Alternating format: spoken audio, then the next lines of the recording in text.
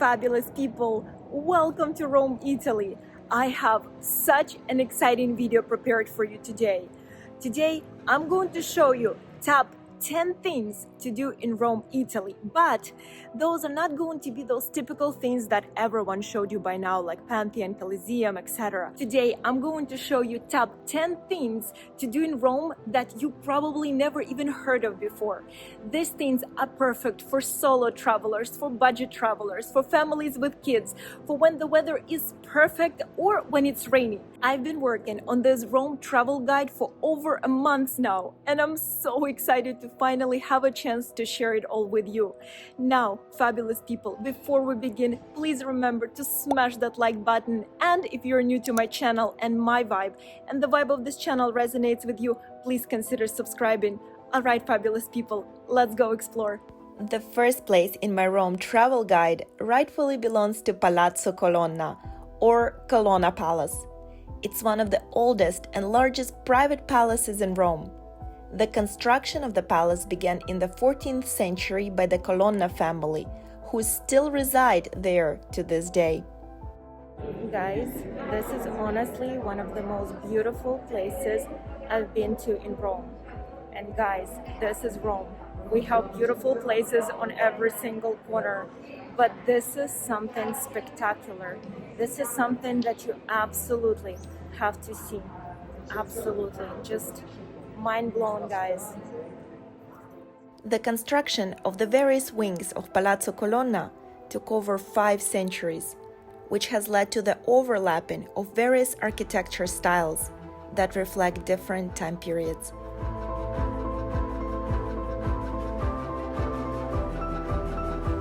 Galleria Colonna is open to the public every Saturday from 9 a.m. to 1:15 p.m.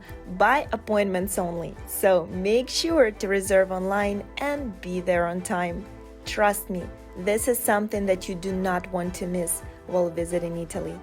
Alright guys, if you are wondering what to do in Rome, rain or shine, you guys have to book your tickets to come here because this is something out of this world.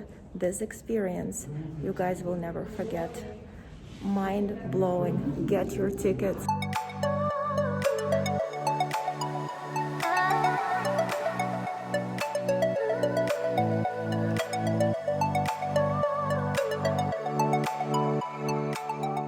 Guys, as I always say, make sure that you never throw your tickets away in Europe because at some point you will need it.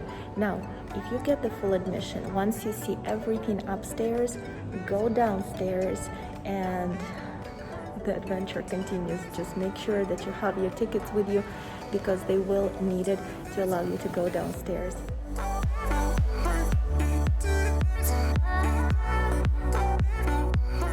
Placed right across the street from Piazza Navona is the Basilica of Sant'Agostino, one of the first Renaissance Roman churches. The origins of the church date all the way back to the 14th century, and it was the first church in Rome to have a dome. Guys, this church is so stunning. You absolutely have to see it with your own eyes. And there is something very, very special in this church that I'm about to show you. Let's go see it. As soon as you enter the church, on your left you will find one of the most famous paintings by Caravaggio, Madonna di Loreto, which the artist donated to the church as a thanking gesture. It is said that the tormented painter, to avoid being murdered by the father of a girl he had seduced, found shelter in the basilica.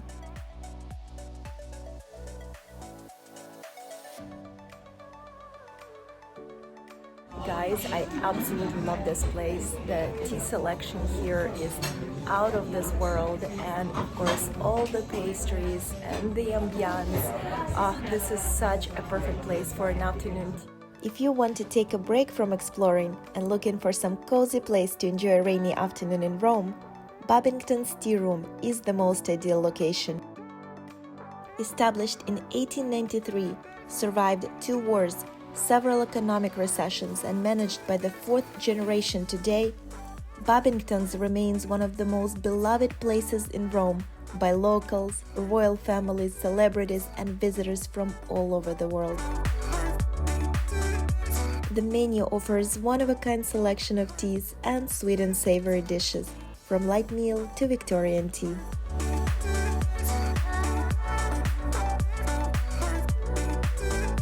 Fabulous people, there is something that I absolutely have to show you, and as you guys can tell, most people have no idea that this place actually exists. Next spot in this Rome travel vlog rightfully belongs to Galleria Sciarra.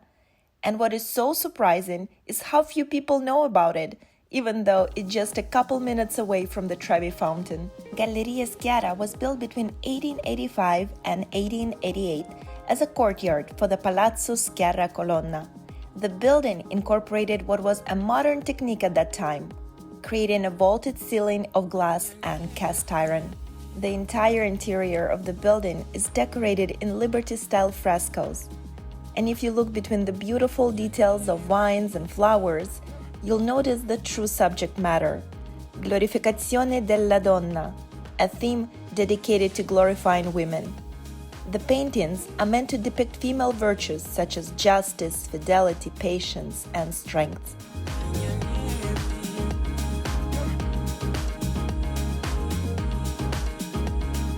The next place on my things to do in Rome list that you absolutely have to see is the City of Water that extends 29 feet below street level. Here you will find a water tank of an ancient Roman aqueduct, the Aqua Virgo, that still to this day provides water to the Trevi Fountain. The same water where you just tossed your coins and made a wish to come back to Rome. But that's not the only thing you'll get to see here. At this excavation site, you will also discover ruins of an ancient Roman house, as well as other preserved articles from centuries ago. Guys, this is such a cool place, and I cannot believe how few people know about its existence. And it is only 30-40 seconds away from the Trevi Fountains, and then you're here underground. Guys, this is so cool.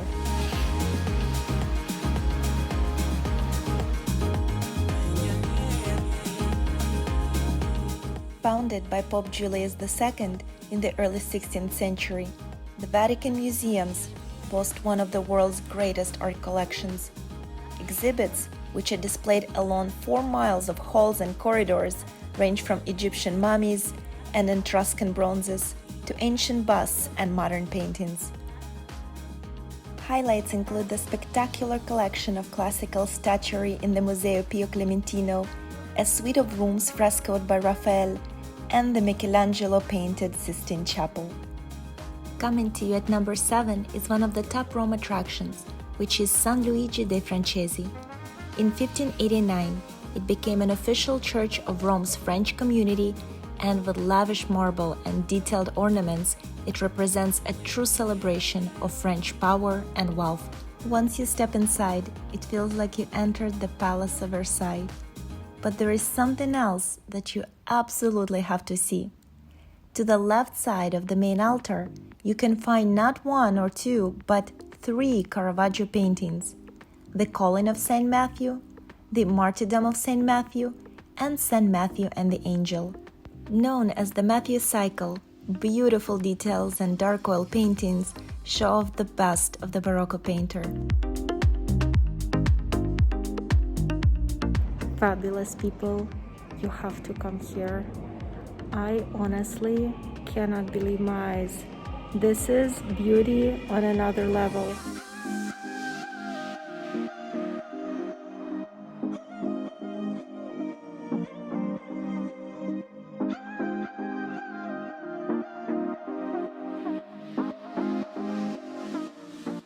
The next attraction in Rome that's on my list is the ancient Aqua Virgo aqueduct, tucked away in the luxury department store Rinascente. I know, that's wild. During the renovations of the antique palazzo that would eventually become the new Rinascente store, builders discovered an almost 2,000-year-old section of the Aqua Virgo, one of the 11 aqueducts that supplied ancient Rome. Completed in the 19th century BC, The Aqua Virgo was one of the architectural projects of Marcus Agrippa, who was also responsible for the regional pantheon. Amazingly, the Aqua Virgo still functions to this day, transporting fresh water through Villa Borghese and Spanish Steps straight to the Trevi Fountain. On the same exhibition floor, you can find a coffee shop as well as enjoy some wine and olive oil tasting, so you can explore, taste, and possibly squeeze in a bit of shopping. The next place in my travel guide rightfully belongs to the Stadium of the Mission, located 16 feet below Piazza Navona. This buried treasure, dating back over 2,000 years ago, was Rome's first permanent venue for gladiator games and competitive athletics. Guys, where else you would find so much history in one place?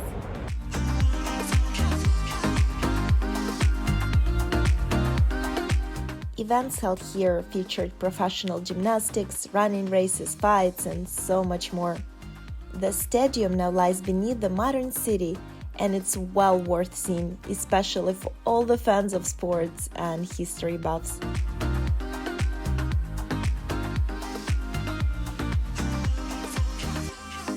Oh my god, guys, this is the coolest thing ever. The St. Ignatius of Loyola Church is one of the architectural jewels of Roman Baroque. This church was built in 1626, and it is currently one of the most visited churches in the Eternal City.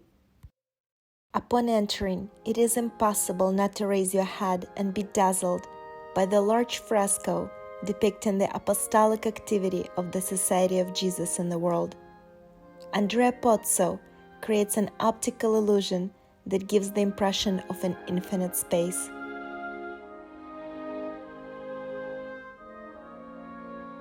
As you walk a bit further and glance up above, you'll see what appears to be a dome. Now try stepping outside again, and what do you see? Incredible, right? In fact, when the church was originally built, there was a plan to build a glorious dome. But since the money ran out, those plans fell through. And so Andrea Pozzo painted an extraordinary replica of a dome instead.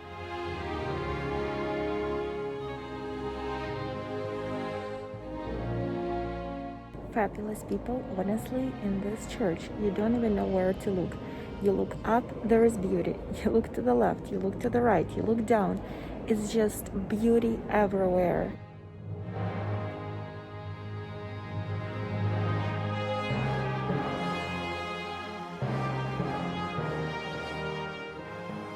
Alright, fabulous people, I truly hope that this Rome travel vlog gave you tons of ideas for what to do in Rome next time you're visiting the Eternal City. Thank you so much for watching, and before you go, please remember to smash that like button, and if you're new to my channel and my vibe and the vibe of this channel resonates with you, please consider subscribing, and I'll see you all in the next video.